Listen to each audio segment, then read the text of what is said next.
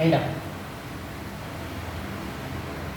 But believe me, you have chosen the best profession on this earth.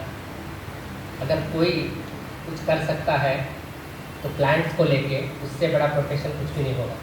We are all the students of botany, right? एक doctor, एक engineer, एक software engineer जो भी है, जब office जाते हैं जाने से पहले they have their breakfast, they have their lunch at the noon, they have their dinner. तो ये सब कहाँ से आता है? जोर से बोलना चाहिए ना, प्लांट से आता है. तो अपने आप पे what you have to feel. Now you have not taken any wrong step in your life, so you are at the right place. There is a one saying in the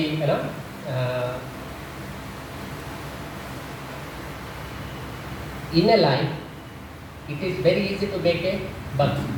मतलब पैसा कमाना लाइफ में बहुत आसान है. There are a number of ways you can earn anything, but it is really different to live a life for others, and you guys are in that life. आपका ये जो पढ़ाया हुआ research knowledge tomorrow it will manifest into a valuable product like scientist. जैसे मेरे जैसे आप भी साइंटिस्ट बन सकते हो, है ना. ARS में क्या है कि एक इकोनॉमिक बॉटनी एक सब्जेक्ट होता है and that is exclusively for botany students. आप लोग उसको कभी जो ASRP वेबसाइट पे जाओ उसको सर्च करो. अर्लियर जो बॉटनी का जो साइंटिस्ट बनने के लिए PhD वाला था कंपल्सन, बट लेटर क्या हो गया, वो जो मॉडिफाई हो गया MSc उसको जो है कट ऑफ किया. इसके बाद आप MSc ज्वाइन करो. MSc के बाद आपने ARS उस पर सर्च वेबसाइट पे जाओ, वहाँ सर्च करो, then you will get the syllabus. उस सिलेबस के अकॉर्डिंग जो है अपना नोट्स बनाओ, पढ़ते रहो.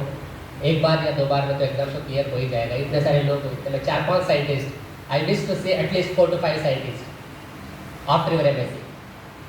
बनोगे ना? Excellent.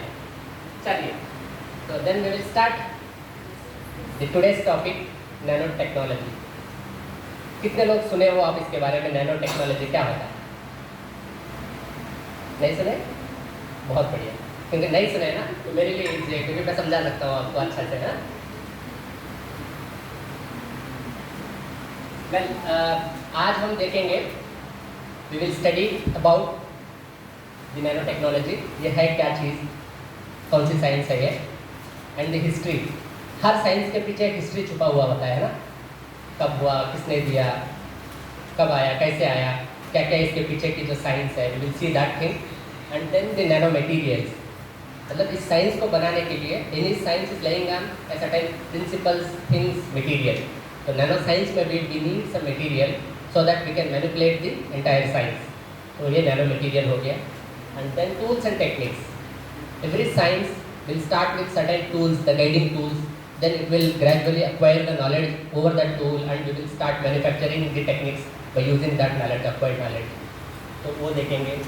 Then the approaches used to develop this science nanotechnology. Then we will see the application part, where and all we are using the nano science and nanotechnology. So in our day-to-day life, or in the field of health, medical, or the environment, there are so many arenas to use the nanoscience and nanotechnology on this earth.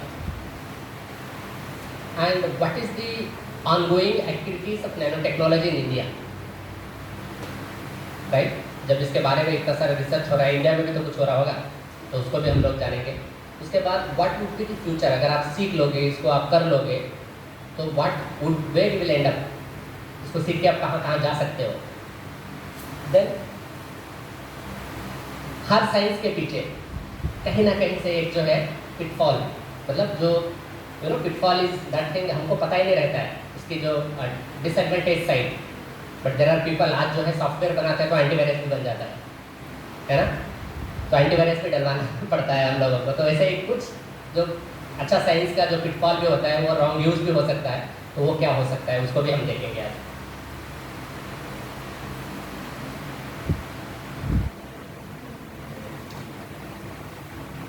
मैं question पूछ रहा हूँ आपको, which is the smallest unit of heredity.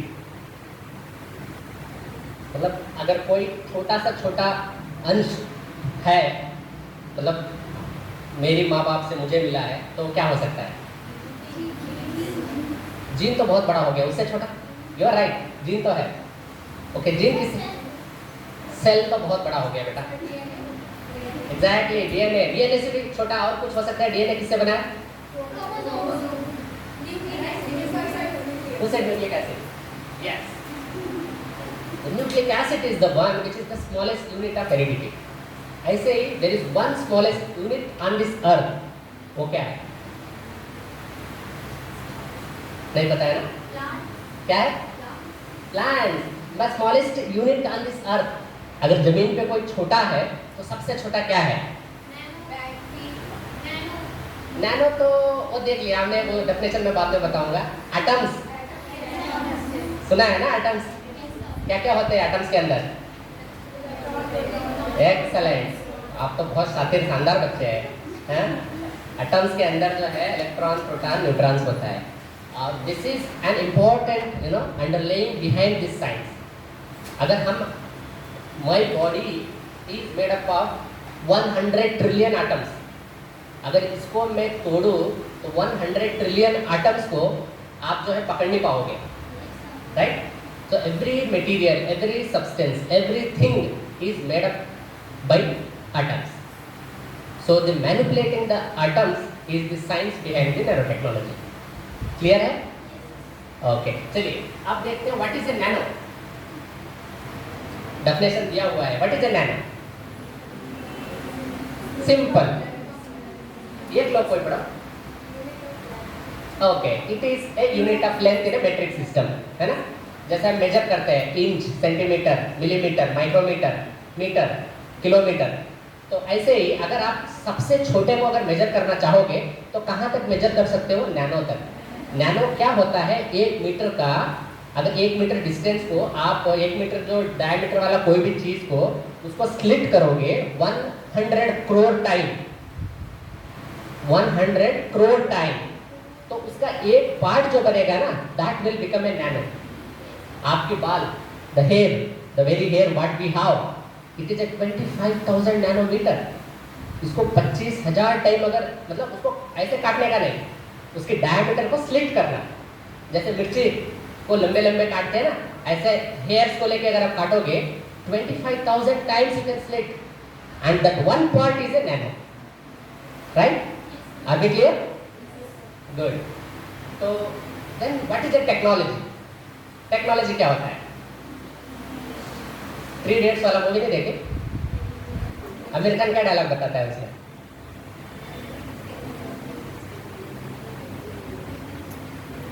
कोई नहीं, movie नहीं देखा लग रहा है। बुकवर्म्स याद नहीं आ रहा। चलो उसमें वो बताते हैं ना, अमेरिकन वो नहीं बताते व्हाट इज अ मशीन। जब वो प्रोफेसर पूछता है तो वो बोलते हैं ऊपर से, sir machine is something that it can ease the job of the human, है ना? तो टेक्नोलॉजी एक चीज होती है, it is making use of knowledge what you have acquired, right? Making use of knowledge for designing tools, machineries in order to solve the problem and perform a specific function. ये होती है technology, right? तो हम nano technology के अंदर क्या कर रहे हैं? What we are doing into the nano technology?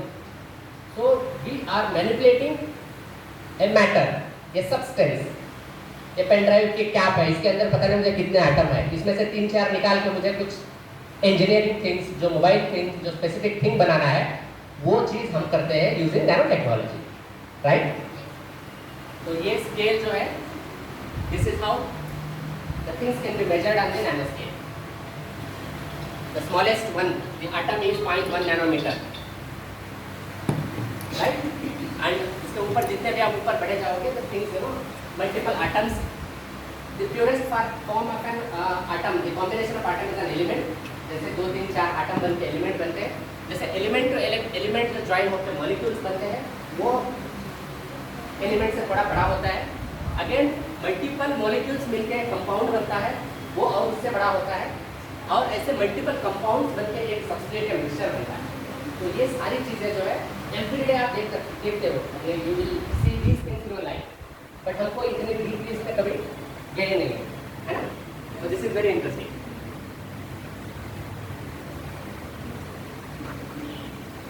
Why it is not going?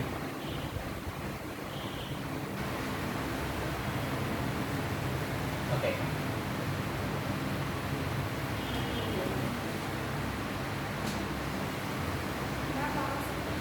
इधर से बड़ा. Okay, fine. So this is the history behind the nanoscience and nanotechnology. ठीक है? Nanoscience, the concept of nanoscience was given by Richard Feynman, and he is the fellow who wrote the equation of nano length, and he said that we can see the things as small as 1 nanometer, means 100 crore times smaller of that particular object. So that was the thing he said. After he gave that concept, the concept needs to be validated. किसी ने कुछ बोल दिया तो उस concept को by some means we have to validate, right? तो उसको validate करने के लिए we got two important techniques. Those were the microscopic technique. एक जो है force atomic microscope, and the another one is the scanning tunneling microscope. So these two microscopes led to see the substance, the atoms which were there in that substance. किसी के अंदर जो जितने atoms है उन एटम्स को कैसे देख सकते हैं हम लोग. तो इन देखने का काम जो है ये दो माइक्रोस्कोप ने किया, force atomic microscope and scanning tunnelling microscope. Right, I tell ये कैसे काम करते हैं बाद में बताऊंगा आपको ये काम कैसे करते हैं. So after validating the concept that there is a science, the smallest thing still exists and we can see that thing, and after seeing that thing what next? Someone has to do something, तभी तो science बनेगी ना. तो these three guys, इनके नाम बहुत छोटे छोटे हैं, Robert Curl, Kroto and Smalley. So these three guys try to see and build a structure which is made up of the carbon 60 atoms. C60 means 60 carbon atom लेके उन्होंने एक structure बनाया. That structure was very flexible. तो उससे idea लगा, पता चला we can manipulate the atoms to build anything and everything. एक सतीश को मैं बना सकता हूँ एटम्स लेके. I can build. We are not very far to build, clone ourselves. We are very near. तो उससे पता चला कि yes, this exists, we can do it. And the technology, the terminology of this nanotechnology was given by this Japanese scientist who is holding this cylindrical structure which was developed by using the carbon atoms. Carbon is one thing, उसको जो है extract करना और manipulate करना और उसको किसी के साथ मिलाने में बहुत आसान होता है, क्योंकि carbon is the one substance which is very easily manipulated and can be used in all sorts of things in this nanotechnology. Right? Well, the next question comes here is, can any material be a nanomaterial? कौन बताएंगे? क्या कोई भी substance nanomaterial बन सकता है? In principle, in theory, yes. Any material can be a nanomaterial because every material on this earth is made up of atoms. अगर atom से बने हैं तो obviously nanoscience can be the part of the science producing any material. However, there are certain exceptions, examples. मतलब ये चीज़ें जो अगर नहीं फुलफिल होगी तब वो मटेरियल जो है नैनो साइंस के लिए फिट नहीं होगा. क्या चीज़ें हैं वो? You can read it here. कोई एक लोग इसे मेरे लिए पढ़ो. कोई पढ़ो. हाँ. At least one of dimension should be 1 to 100 nanometers. This is the first requirement to become any material to be a nanomaterial. अगर उसका one of the dimension, जैसे इस पेन ड्राइव के क्या है, इसका अगर कोई एक डायमेंशन इस नैनो स्केल की रेंज में अगर नहीं आ पाएगा 1 to 100 नैनोमीटर स्केल में, मैं उस मटेरियल को नैनो मटेरियल नहीं यूज कर सकता, नहीं बनेगा वो. Right, this is one fundamental requirement that should be there. ऐसे भी कोई मटेरियल है जो नहीं बन सकता है?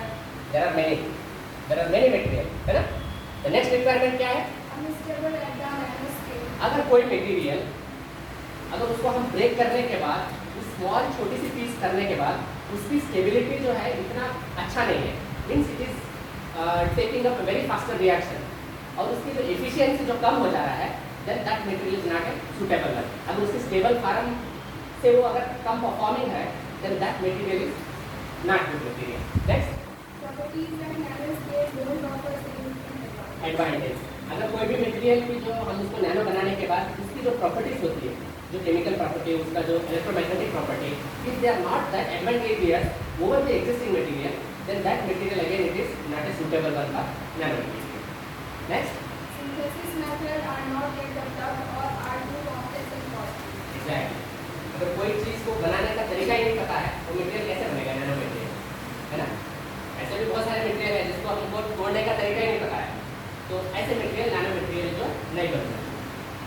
Okay, Scaling up is not economically viable option. अगर किसी को बनाने के बाद अब उसकी मास मल्टीप्लिकेशन हमको करना है, मास मल्टीप्लिकेशन मतलब फैक्ट्री में ले जाकर उसको बनानी है, अगर उसकी स्केलिंग इतनी फिजिबल नहीं है, प्रैक्टिकली जो है प्रॉफिटेबल नहीं है, तो वो मटेरियल नैनो मटेरियल के लिए सूटेबल नहीं हो सकता है. environmental or health risk. हाँ, जब कोई मटेरियल इतना स्टेबल है उसको तोड़ने के बाद अगर वो जो है इन्वायरमेंटल या हेल्थ पे कोई रिस्क जार बन रहा है, टॉक्सिक बन रहा है, then that material again is not a suitable material to become a nanomaterial. Right. अगर इन सबकी प्रॉपर्टी के अंदर जो ना आने वाले जो मटेरियल है हमारे पास कोई ऐसे है, जैसे कि एग्जांपल मैंने ट्राई किया, एक जिरकोनियम कॉम्प्लेक्स सेरामिक है. Zirconium is one ceramic that is a very very very stable, और ये बनता है अ वेरी लार्ज अमाउंट का हीट इलास्टिसिटी को लेके. हीट इलास्टिसिटी क्या होता है, बार बार हीटिंग कूलिंग करने से, क्योंकि हर पार्टिकल जो क्या होता है कि उसके ऊपर जो है to break a substance into particle we use heat. Heat is the source of energy to break. अगर उस हीट से भी अगर वो ब्रेक नहीं होगा, उसको इतनी इलास्टिसिटी है, रबर अगर ओरिजिनल साइज से इतना होता है, जब इतना खींचने के बाद जो नहीं टूट रहा है, then that material is not suitable. तो वो प्रॉपर्टी आती है zirconium, and that property has came to that material over the year of stability, and it has undergone through a various stress, different stress. And this material is widely being used at your dental enamels. जो अगर किसी का दांत खराब हो जाता है ना, RCT करके जो डॉक्टर नया दांत लगाने के बाद उसको जो हो गया आपका हुआ है, गुड इनका हुआ है, तो वो लगाते हैं ना, there they use zirconium because that is a highly resistant to heat, withering, whatever it may be. उसको खींचो कुछ भी करो, इसलिए लाइफ टाइम वारंटी भी देते हैं zirconium के लिए, right? Well, then there are two different kinds of nanomaterial which exist in our science. What are those? एक तो होता है conventional. Conventional क्या होता है? Conventional materials are those, their fundamental, their science, their application is well established, and we can use them very comfortably. So those are the conventional nanomaterial. What are those conventional nanomaterial? Conventional nanomaterial were mostly, they are made up of the metals. Metals के parts होते हैं. Any metal which is existing on this earth, mostly they were the metals. What are those different conventional nanomaterial which we have with us? Now it is the carbon-based nanomaterial. Extensively they are using that carbon material to form fullerenes. Fullerenes जो ये होता है, ये carbon का structure होता है. अगर आप अलग अलग कार्बन एटम्स को लेके कुछ भी स्ट्रक्चर बनाओगे ना, वो स्ट्रक्चर होता है fullerenes, right? And carbon nanotubes, graphene, and carbon quantums. So many uses which we are presently using by using this carbon based nanomaterial, right? तो दूसरा होता है मेटल ऑक्साइड्स. ये मेटल ऑक्साइड आपकी सनस्क्रीन, सन से जो प्रोटेक्ट करने के लिए उसमें यूज करते हो ना, जो सनस्क्रीन के अंदर जो होता है, those are the nanomaterial which were derived from your metal oxides. Particularly the titanium होता है, जिंक ऑक्साइड होता है. आप अपना सनस्क्रीन का डब्बा कभी खोल के उसको देखते हैं इंग्रेडिएंट क्या क्या है, ये मिलेंगे आपको, राइट? पेंट्स में, एंड जो ईवी रेजिस्टेंट जो विंड कार की इनके जो शीट पे जो पेंट होता है, so those things will come from the metal oxide particles. And the third thing is the silica nanoparticles. This is one of the highly exploited thing on this earth as on date. Silica nanoparticle. कहाँ पे?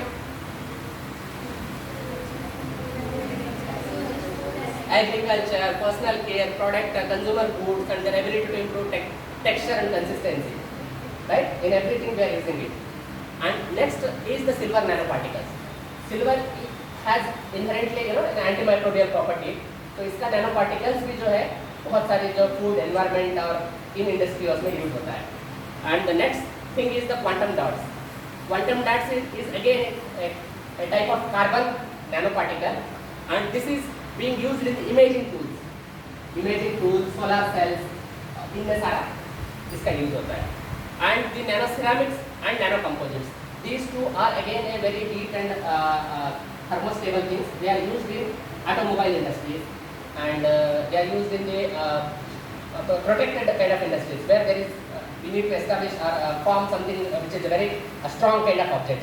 There we are using these materials. Well, इसके बाद there are some material which are having an excellent property to become a nanoparticle, but the science is under R&D, research and development.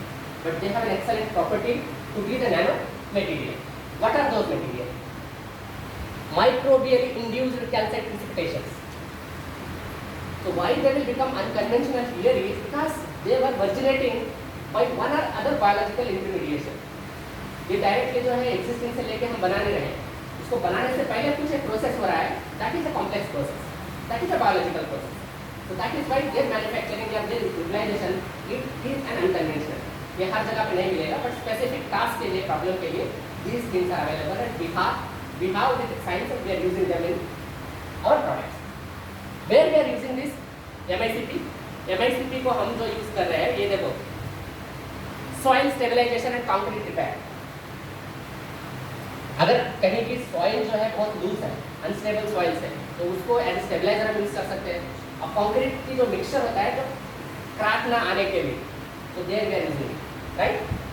And recycled tyre nanomaterial, this is again as a soil जो replenish जो rejuvenated जो खराब soils होता है ना, उसको rejuvenate करने के लिए we are using. And the environmental fibres, there are certain fibres which are produced by the plants and other insects. इसको भी हम मैन्युफैक्चर मॉडिफाई करके we are engineering in our day-to-day life. And the fourth thing is the colloidal silica. Colloidal silica is one such material which has a very strong bonding ability. जहाँ पे राजस्थान से कोई है नहीं है, राजस्थान के रेगिस्तान में अगर आप बिल्डिंग कंस्ट्रक्ट कर दोगे, वहाँ की जो फाउंडेशन अर्थक्वेक अगर आ जाएगा तो फाउंडेशन जो है लूज होके घर जो है गिर जाएगा. अगर ऐसी कंडीशन में फाउंडेशन को हमको स्ट्रॉन्ग बनाना है, तो there is a material called colloidal silica. They will mix it with the foundation material and they will build the home. जहाँ पे earthquake की प्रॉब्लम ज़्यादा है, सिस्मिक जोन बोलते हैं उसको, सिस्मिक जोन्स है, तो in that zones we use this mixture and we manufacture our homes. Next, these two are the clay, bentonite and laconite. ये तो आप अपने जो उसमें यूज होते हैं as a carrier stable material, medicine में यूज होते हैं बहुत सारे में, फार्मास्यूटिकल में, and as a stabiliser use होते हैं because they won't degrade very quickly and they can carry the material whatever you will coat with them very precisely to the target site. That is why they will be used in that. And next one is the carbon nanotube hybrids. अब तक हम जो पढ़े थे वो सिर्फ carbon nanotube देख रहे थे, अब कार्बन नैनोट्यूब के हाइब्रिड्स में क्या होता है, यहाँ पे जो variable number of carbon atoms को हम यूज करके we are manufacturing the rods. जो कंस्ट्रक्शन रॉड्स होती है ना, उसमें क्या होता है कि there is one term, it is compressive strength. Compressive strength को ये बोला जाता है, जैसे आप एक स्टील रॉड पे 10 किलो वजन अगर लटकाओगे तो हो सकता है वो बेंड हो जाए, राइट, वो बेंड हो जाए क्योंकि उसकी स्ट्रेंथ जो उतना नहीं है. अगर कोई हाइब्रिड स्टील रॉड है जैसे नैनो टेक्नोलॉजी से बनी हुई है, उसका सेम लेंथ और विड्थ वाले रॉड में अगर आप 100 किलो वाला वजन भी उस पर लटकाओगे, that won't bend because that is resistant to that force. हर पार्टिकल के ऊपर जो फोर्स लेने की जो क्षमता जो होती है, that is more, right. So this is becoming a novel technology where we are building the huge structure, बड़े-बड़े स्ट्रक्चर. टॉलेस्ट टावर कौन सा है अभी? अबू दुबई का जो टावर, हाँ, उसमें उसके अंदर जो एक सेंट्रल रॉड है, that rod it is balancing the entire structure. That rod is made up of this nanocarbon hybrid, right? Well, जैसे हमने डिस्कस कर रहे थे, व्हाट आर इंटरेस्टिंग आ रहा है कि बोरिंग हो रहा है? और इट्स इंटरेस्टिंग. अगर कोई भी क्वेश्चन है बीच में, if you are not getting anything, you can raise your hand, you can stop at any point, right. So well, as we discussed earlier, there are certain techniques which led to the establishment of the nanoscience and nanotechnology. What are those techniques? I said two things. One is the atomic force microscope. ये है atomic force microscope की image, and the second one is the scanning tunneling microscope. This is the scanning tunneling microscope. इसके मैं एक ही line में principal बताता हूँ, ठीक है? ये कैसे काम करती है। जैसे ये सबस्ट्रेट है अपना, इस सबस्ट्रेट को मैंने ये सैंपल सरफेस का रख देता हूँ। रखने के बाद so I use a strong beam of light. Light is the ultimate energy source in most of the microscope, most of the all of the microscope. आप ये मानते चलो. There are certain exceptions here and there, but again those things will come from the light only, right? कहीं भी question कहाँ जहाँ पे भी आ जाएगा, you can write brainly, आंख बंद करके लिख सकते हो अगर आपके पास कोई ऑप्शन नहीं है. The most substantial source of energy या the source to visualize the things is the light. उसके अलावा भी कोई अगर आपके पास ऑप्शन है जैसे इलेक्ट्रॉन है तो एक्सेप्शनल इलेक्ट्रॉन भी हो सकता है. Electron again will come from the light only, right? अगर वो नहीं है तो light you can pick. We use a strong beam of light and again the source of light here is the laser, so that will move very close to this substrate and it will detect how the atoms are laid on the substrate. और इससे हम जो है one dimensional image को बना सकते हैं. मतलब एटम्स कैसे अरेंज है, जैसे एक अंडे की ट्रे है ना, उस पर अंडे रखे रहते हैं. How they are arrange, how the atoms are arrange here, we can see by using this atomic force microscope. But that was not enough to start our nano technology.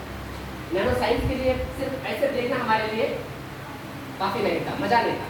तो हमको और कुछ चाहिए था उसमें, the missing thing. So that missing link was connected by scanning tunnelling microscope. So what this microscope does here is, again the principle is same. Instead of scanning on the surface, a strong electric current is passed through the substrate. Scanning tunnel, इसीलिए इसका नाम जो है scanning tunneling. Tunneling क्या होता है? Tunneling ये होता है किसी के बीच से छेद करना, है ना? ये मेरी सरफेस है हाथ तक, इसको मैं एक इलेक्ट्रिक करंट यहाँ से पास करूँ, then it will pass through my hand. While passing through that, it will create the electromagnetic vibration and it will detect how the atoms are aligned and how they are arranged. And that was the thing which we needed to establish the nano science and nanotechnology. हमको सिर्फ one dimensional नहीं देखना था, पूरी atom को देखना था कैसे है वो. How the atom is revolving, rotating, how it is binding, what is happening with that. That led to the establishment of the science, nanotechnology. तो इसके बाद जो है अपने पास इतने सारे टूल्स आ गए and we should be very thankful to this science. अगर आप लोगों ने कभी पहली बार जो मोबाइल देखा होता है ना, मोबाइल से सबको नफरत होता था. आप लोग मैडम लोगों को पता है, और मैं भी मेरी बीएससी फर्स्ट ईयर में एक लड़के के पास था, इतनी बड़ी मोबाइल थी, नोकिया की थी. हाँ, इसकी डबल थी. हम उसको छूने के लिए जो है यार मोबाइल लाया है, देखा ना हमको भी कैसे लगता है मोबाइल क्या होता है. तो that was the thing. But we are very fortunate that our nano science has made our mobile into a very small piece. इतनी अच्छा सुंदर बना दिया मोबाइल को, मतलब कहाँ जहाँ पे भी जाना है वहाँ लेके चले जाओ. अब तो ये कुछ भी नहीं, इससे छोटा बन गया, पेपर बन गया, है ना, फोल्डेबल बन गया. So all those inventions have came because of the पहले कंप्यूटर हुआ करता था.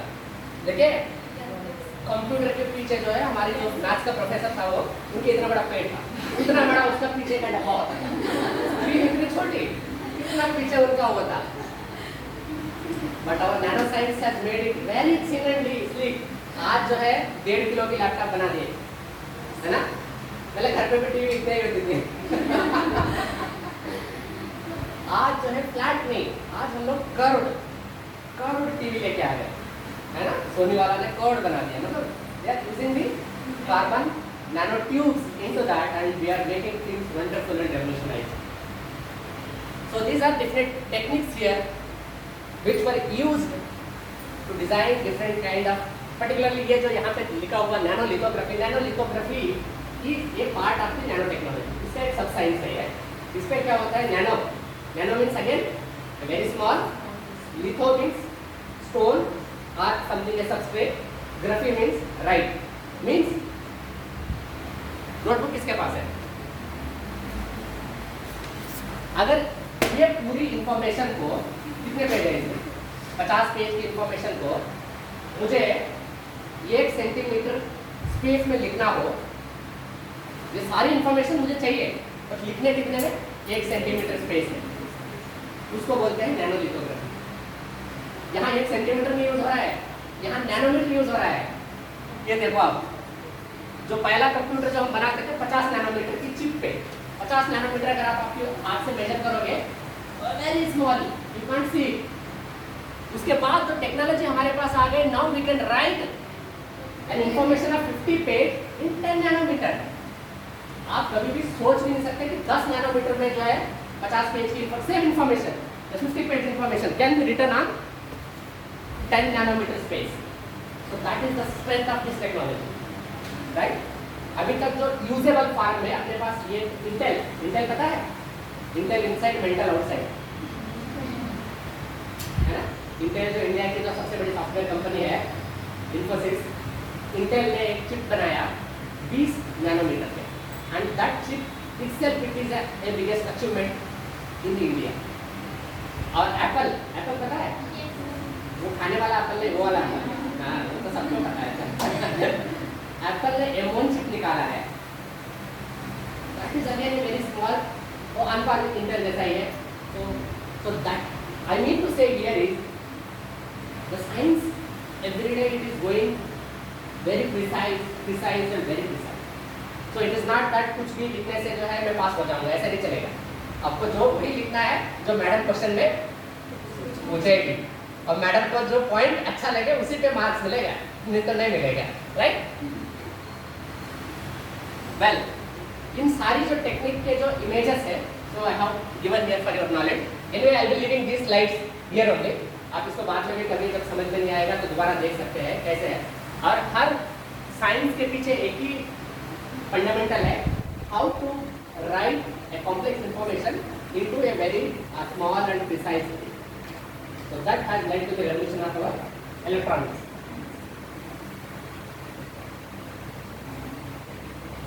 Well, in connection to that, so this is an important part and which is associated with our subject, nano biomolecules.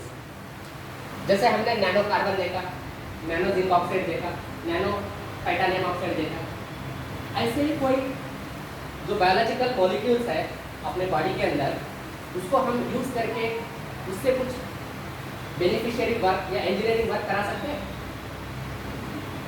Certainly करा सकते हैं। अगर हमारी DNA जो है, मेरे दादा नाना कहीं पता नहीं कहाँ से आ रही है, वो मेरे पास आई है, तो चीज़ें तो कहीं ना कहीं हो ही सकती है ना। जो डीएनए आ रही है, हमको पता नहीं हुआ the source of our DNA, अभी तक debate is going on.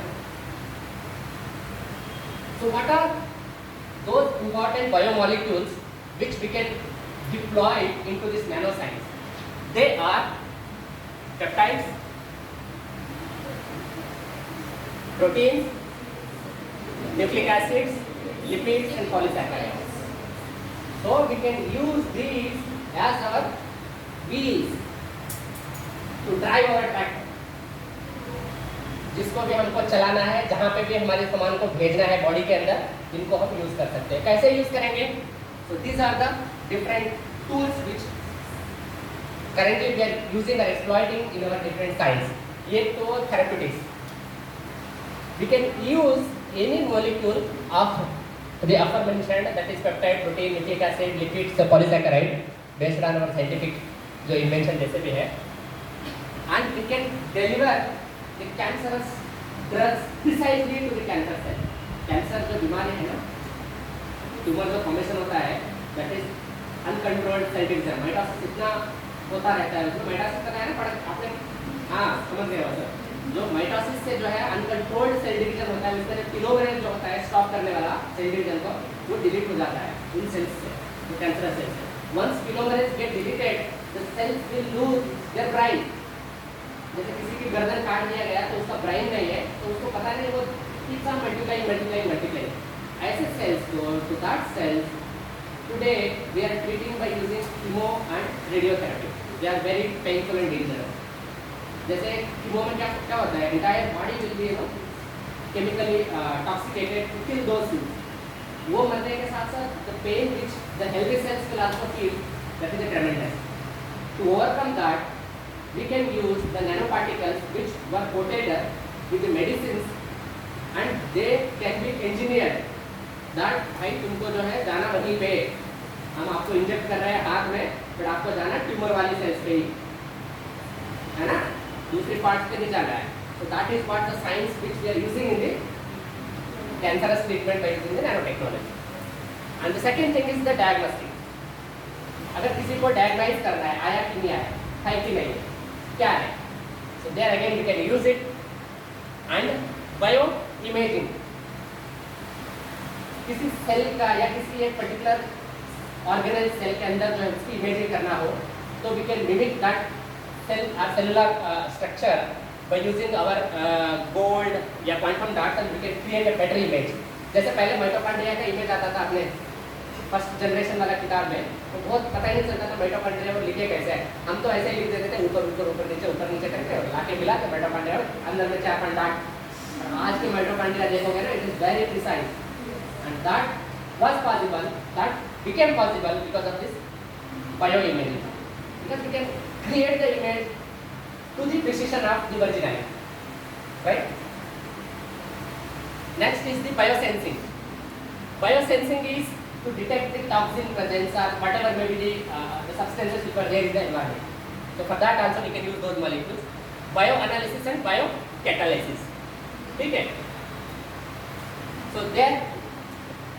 So these are the fields we can use these biomolecules in terms of our nanoscale, or they were coated by the nanoparticles, and we can get done our work very precisely. And this is another area where our nanoscale is very fit and useful, that is biomineralization. Mineralization तो बहुत से चीज़ों से होता है. What is mineralization? Mineralization is a process of decomposing a complex material into simple forms. Either it can be happen through आपके environment में बहुत सारे factors हैं, heat, temperature, wind, abiotic and biotic, दोनों से mineralization होता है. But जो mineralization जो microbe से होता है, that mineralization is a very fine and precise. हमारी जो mineralization है बहुत coarse होती है ना? अपनी जो मिनरलाइजेशन है, जो ह्यूमन अगर मिनरलाइज करेगा, it is a very coarse bigger particles. अगर माइक्रोब्स करेंगे मिनरलाइजेशन तो very small and tiny and precise, and they are probably in the nano scale, and that is a very useful thing for us. So biomineralization is a biologically controlled mineralization where the crystal formation, मतलब crystal कैसे बनना है, उसकी growth, composition and location are completely controlled by the particular species या organisms. And this is how certain the mineralization processes which will happen by different organisms. जैसे ये है देखो चाक, जो हम पहले चाकपीस यूज करते थे ना, that is a kind of mineral, and that mineral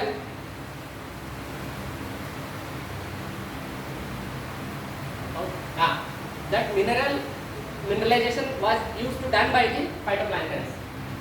ठीक है. And next is the calcareous soil.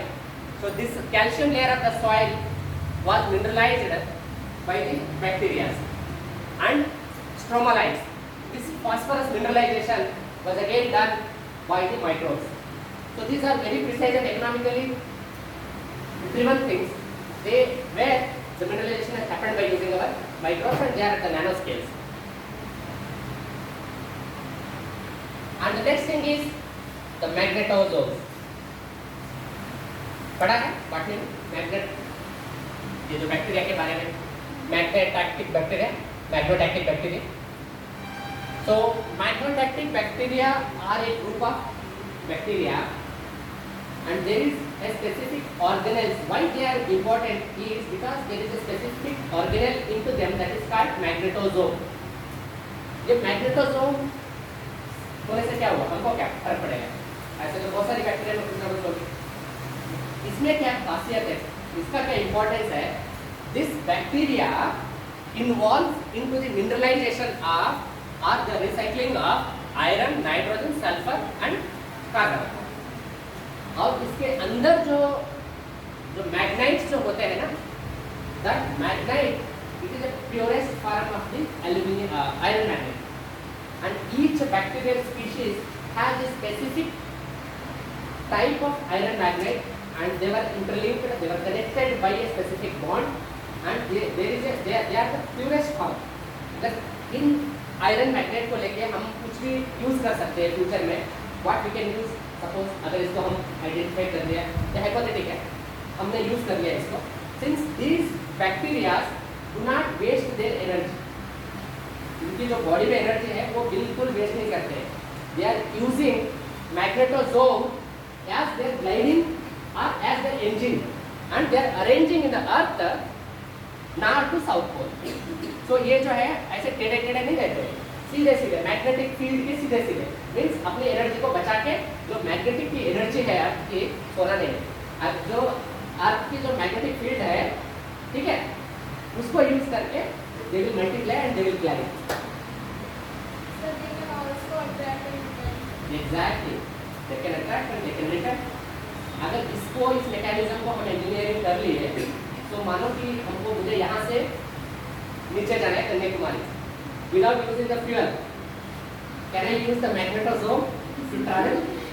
क्योंकि मैग्नेटिक फील्ड तो ऐसे है ना, नॉर्थ साउथ है, तो मुझे साउथ जाना हो तो मैं चला ना ऐसे गाइडिंग करके, हो सकता है, वी डोंट नो. 100 साल पहले कोई भी नहीं सोचा था कि नानो साइंस से आएगा. maybe in another 100 years that science will become very fascinating, है ना? Well, how many of you will support that nano science in agriculture is a must? कितने लोग मुझे सपोर्ट करोगे?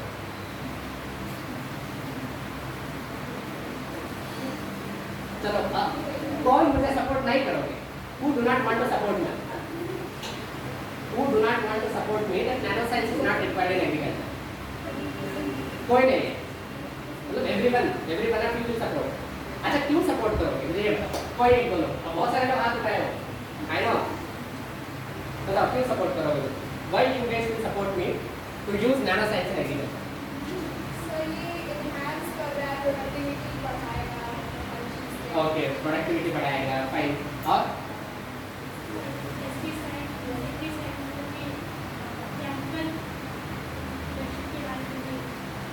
पेस्टिसाइड, इंसेक्टिसाइड यूज कम हो गया, ज़्यादा होगा? कम हो जाएगा. Very good, excellent. और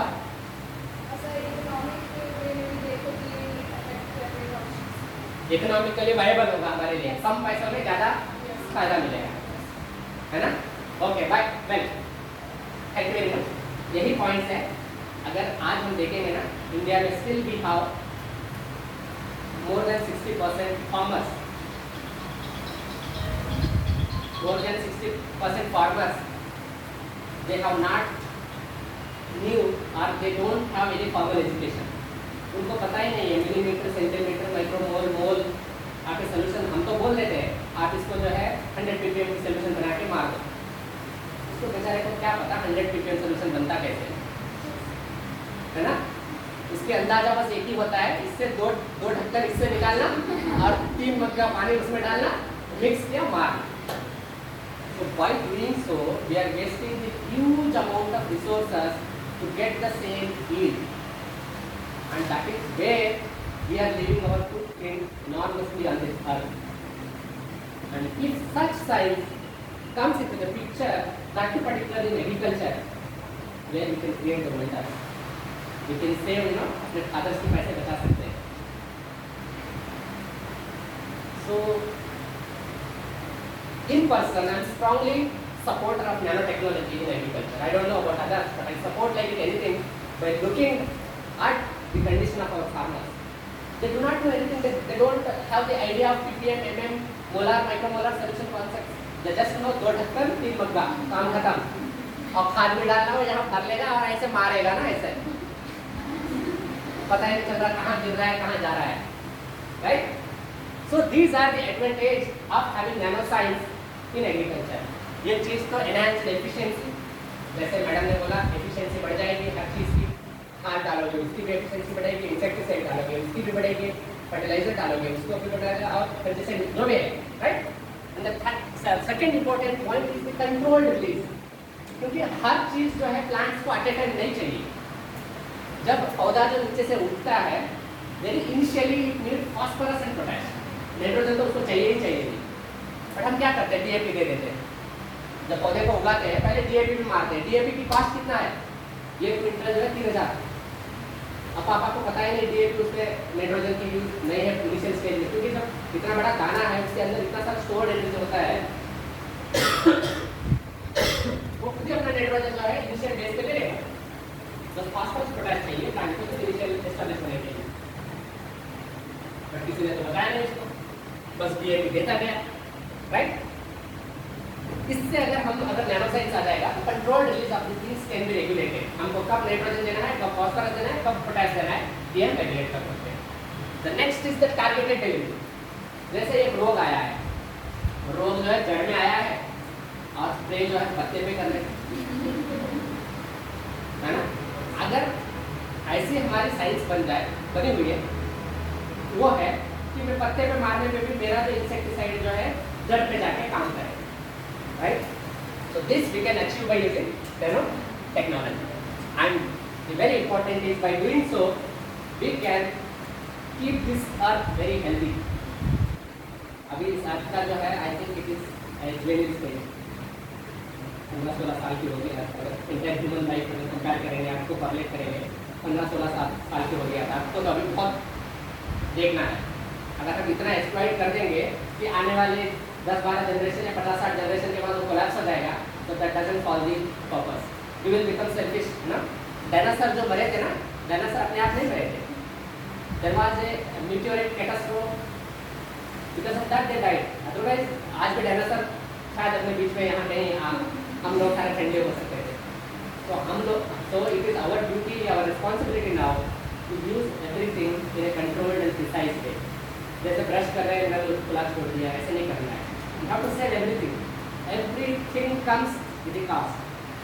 फ्री में कुछ भी नहीं आता है। Even nature what it is giving, you know, it is giving with a cost. कोई भी चीज। Well, we'll see how this nano pesticides will help us to reduce our intake and increase the efficiency. जैसे कोई भी pesticide को nano बना देंगे हम, उसकी जो क्या होगी, जो सरफेस एरिया जो होगा वो बढ़ जाएगा। वॉल्यूम टू जो सरफेस एरिया रेशियो है दैट विल इंक्रीज। जैसे इतनी बड़ी वाटर ड्रॉपलेट्स को आप पत्ते पे छोड़ोगे तो ड्रॉपलेट क्या हो जाएगी, गिर जाएगी, है ना। बड़ी ड्रॉपलेट अगर आप एक पत्ते पे रखोगे तो वो ऐसे रोल करेगी, 2 बार रोल करेगी, तीसरी बार गिर जाएगी। अगर उसी ड्रॉपलेट को आप एक 1000 टाइम छोटी बना के पत्ते के ऊपर डालोगे तो वो पूरा यूनिफॉर्मली जो है उस पत्ते को कवर करेगी and it won't drop very easy. तो उसका जो सरफेस टेंशन जो है वो बैलेंस रहेगा और जो उसका जो अब्जॉर्प्शन जो है वो बहुत एफिशिएंट रहेगा। स्टोमेटा का साइज जो है समवेयर अराउंड माइक्रॉन्स में होता है, राइट। अगर स्टोमेटा माइक्रॉन्स में है और जो भी हमारे ड्रॉपलेट्स है वो माइक्रॉन से कम होना चाहिए, तो nano is our right choice, ताकि स्टोमेटा ओपन हो, उस ड्रॉपलेट को अंदर खींच ले और वो पानी या वो जो पेस्टिसाइड है दैट विल यूज एफिशिएंटली। अगर जितना बड़ा मुंह है आपका, उससे बड़ा आप मुझे वो गाजर या जो भी फ्रूट है उसको दे दोगे, how can I take it? It is literally impossible. The same thing will apply here also, right. तो सारी इंसेक्ट्स या प्लांट्स के ऊपर जो छोटे छोटे जो पोर्स होते हैं, those pores will help to absorb the insecticide, pesticide, for that matter anything. So they will do it. So this is how they will help, right? This versus this, their uniform distribution and precise job. And for that we have certain chemicals into this, और ये सारे chemicals यहाँ लिखे हुए हैं। ये in case of insecticide है, in case of herbicide है। Are we clear? हम लोग साथ में है ना? अच्छा। Okay. So in the same sense, the nano fertilizers भी जो है, जैसे मैंने nano pesticide, insecticide का केस बताया, same case they will also, and we have in the market that again जब कोई घर जाओगे जिसका पापा खेती करते हैं, तो मैं तो मेरे पापा को बोलता रहता हूँ, वो उनको मैं बता देता हूँ कि आप 50 किलो यूरिया बैग छोड़ो, 500 लीटर वाला एक खरीद लो। यूरिया का जो बॉटल है इसको ने बना दिया है, उसको स्प्रे कर दो, है। When we generally क्या होता है कि when we apply the fertilizer to the soil, soil के अंदर जो है उसका यूज एफिशिएंसी है 8-15% होता है, बाकी कहाँ चला जाता है, कैसे वेस्ट चला जाता है? सॉइल भी अपने आप में बहुत बड़ा ब्रह्मांड है ना? उसमें इतने जो माइक्रोब्स होता है, इतने reactions, reduction oxygen reaction, oxidation reaction होता है, एंड उसके प्लस में जो है ऑल एनवायरमेंटल वेगेरिस जो फैक्टर्स जो है उसके साथ इंटरेक्ट करते हैं, they will also compete for the things what we are using for our plant. The same thing get competed by fungi, bacteria, insects, weeds, so many things. So in that sense, to make our plant healthy and happy, we apply 50 kg of urea and only your plant is getting 15 kg. 15 kilo मिल रहा है उसको, बेचारा वो loss है ना. पापा को लगा मैं 50 किलो रख दिया, बट पौधे को केवल 15 किलो मिल रहा है. So that sense, in that way, we can save our inputs into the agriculture. So for that matter, now we have nano DAP, we have nano NPK combination, we have nano potash and nano zinc. Everything is nano now. You name it, you get it. But वो knowledge होना जरूरी है. So apart from this, ये था madam ने मुझे topic दिया था, आपको इतनी बात करना है, बट हम तो रुकने वाले नहीं. जब बता रहे हैं तो सारा बता देंगे आप लोगों को. इसके अलावा जो है बोर तो नहीं हो रहे वाले? अच्छा ठीक है, नहीं बोर हो रहे हैं तब हम स्टॉप कर देंगे. अगर नहीं हो रहे हो तो 4-5 देंगे और आगे कर देंगे. टाइम क्या हो गया? ऐसे ठीक हुआ टाइम हो रहा है. ओके, खाने का भी टाइम हो रहा है. हाँ, 5 मिनट, ठीक है. So other than these specified things, the nanoscience is being fascinated. Already हम pieces and pieces से we have already discussed them. I'll just pass the slides. So these carbon nanotubes, they are very much useful in bicycle component. एक जो sports की company है, ये अपना जो cycles को जो है कार्बन नैनोट्यूब्स से बना रहा है. And in addition to that light weight boats, robots, जो रोबोट बड़े बड़े होते हैं ना, वो बोट नहीं, माइक्रो बोट्स, नैनो बोट्स, छोटे छोटे बोट्स में भी हम यूज कर सकते हैं. And electric cable, wire, solar cell, tablets, everywhere you can use the carbon nanotubes. And the quantum dots, आप लोग कभी ये लखनऊ एयरपोर्ट गए हो? हाँ, लखनऊ एयरपोर्ट में एक जो है इमेज डिस्प्ले होता है, 1 नंबर प्लेटफॉर्म पे एक इमेज डिस्प्ले होता रहता है. So that was this nano rods का क्वांटम डॉट्स का पिक्चर है. सो that is the display technology. वहाँ कुछ भी नहीं है, छोटा सा डिवाइस है, वो डिवाइस दिखेगा भी नहीं आपको, वो ऐसे करके ऐसे किया है डिवाइस को, and that device will produce the image, a beautiful image by using this quantum dot. Our display technology can be improved significantly by using these quantum dots, right? Next, nanobots. अगर nanobots practically काम पे आ गए, मान लो कि हम सब लोगों का काम गायब, they can perform any activity wonderfully with a great precision. And after having the nanobots, we can't say that we cannot repair anything. We can repair anything and everything. So they perform such a wonderful function that nanobots may be the future of our surgery. है ना? किसी का हड्डी टूट गया तो वो जरूरत नहीं कि आपको 3 महीने तक जो है राड डाल के रखें. नैनोबोट जो है उसमें 10 मिनट में वो फिक्स कर देंगे अंदर जाके, है ना? They can create the blockage of our artery. ये एक नैनोबोट को छोड़ेंगे, जहाँ जाना है तुमको जाके उस आर्टरी को साफ करके आएंगे. अभी हम जो पेस मेकर वो these things which we are using, now the precision is going very precise. Drug delivery, हमने इसके बारे में बहुत सारे डिस्कस किया, how things will happen by using the nanotechnology. Fabrics, तो फेसबुक को स्क्रॉल करते हो, एक ऐड आता है, अचानक से पानी गिर जाता है, कपड़ा गीला नहीं होता है. What is that? That product is the product of nanotechnology. So what they are using? They are using the nanocycled viscose. उस फैब्रिक्स के अंदर एक नैनोसाइक्लिक विस्कस डाल के and they are taking out the water को bead बना के, ball बना के नीचे निकाल देता है, राइट? तो देयर वी हैव ऑलरेडी, हम लोग देखते हैं but we never observe it. इसमें क्या होगा, इसको पता क्या होगा, बस अपना काम एक बार देख लेना है. राइट?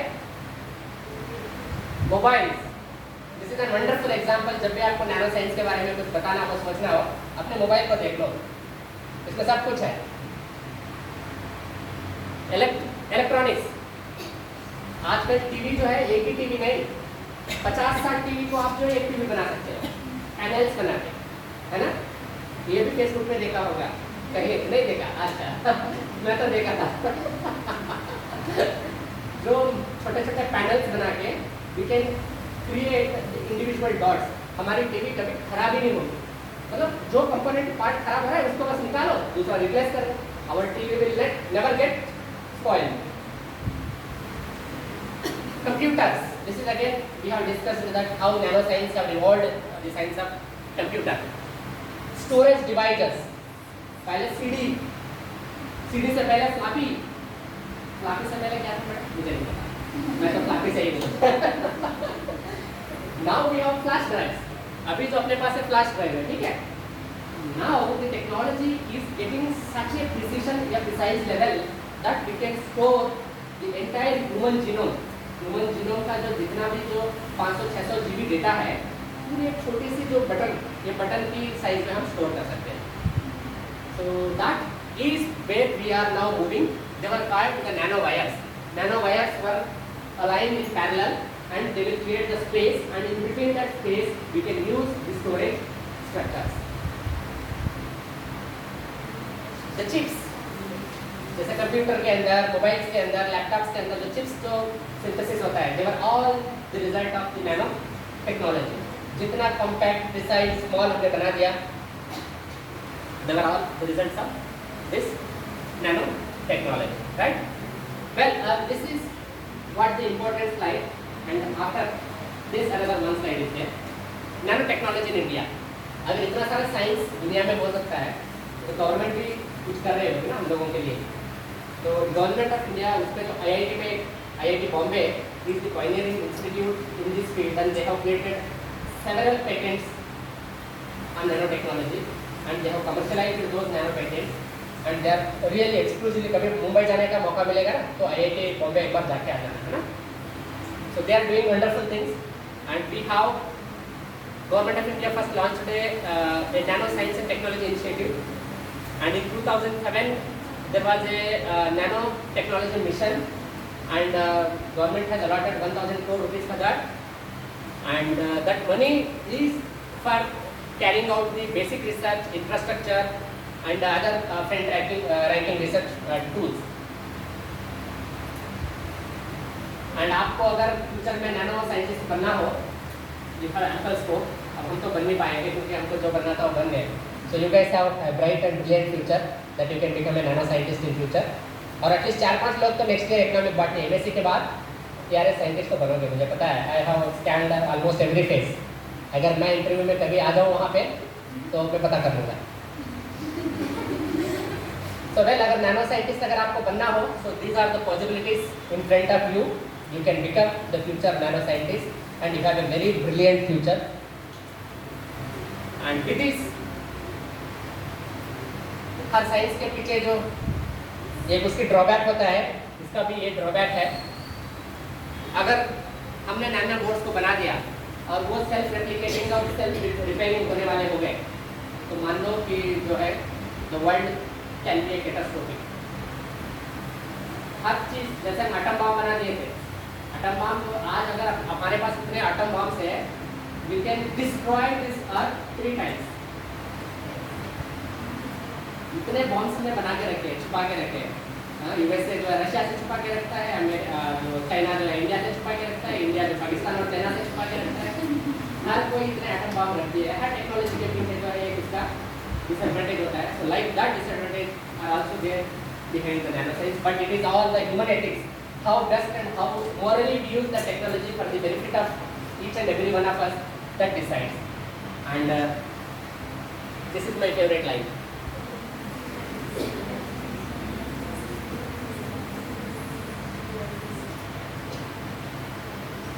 क्या समझ में आया इस लाइन से?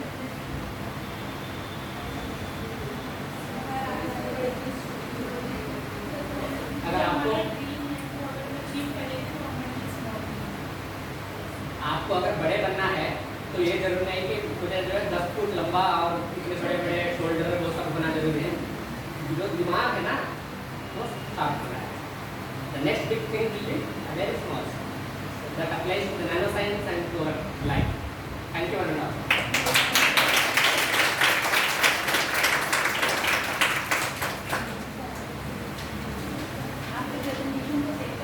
हाँ, दिस इज फॉर यू.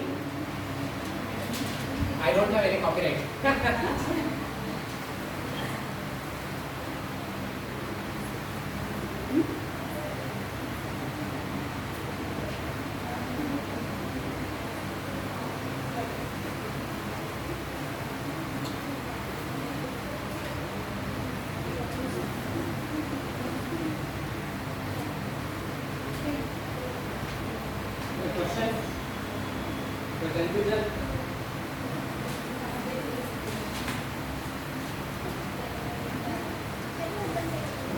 ये video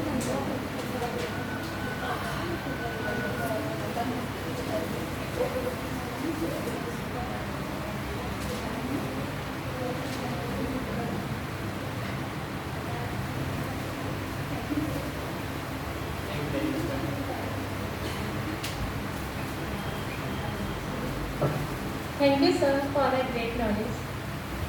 I would like to TT ma'am to honor our Satish sir with a momentum and pause. एक बार जोरदार तालियां अगर हमारे सर के लिए.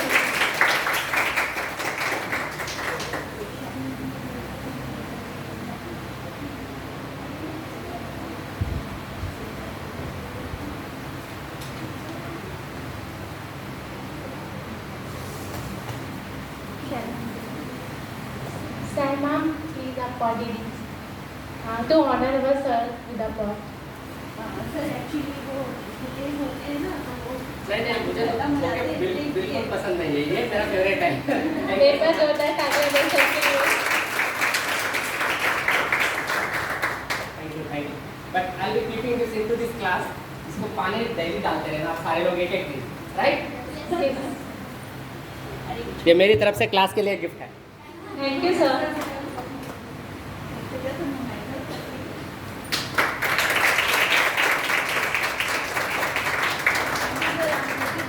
हमारी याद आएगी. Thank you so much. ठीक है, इसको मैं ले जाता हूँ. वैसे ठीक है. और आप लोगों की मेमोरी तो वैसे भी रहेगी मेरे पास. Doesn't fade. Actually I am not that weak. और सर हम आपको बार-बार परेशान करेंगे. जरूर. बस परेशान करने से पहले एक 3-4 दिन पहले परेशान कर लेना हमको. मैं क्या है ना, मेरी एंगेजमेंट जो है डिवीजन में भी है, कोऑर्डिनेशन यूनिट में भी है. So little loaded with the things. आपको आज में मैंने समझा भी दिया कि why I need to take the permission. Okay. Thank you.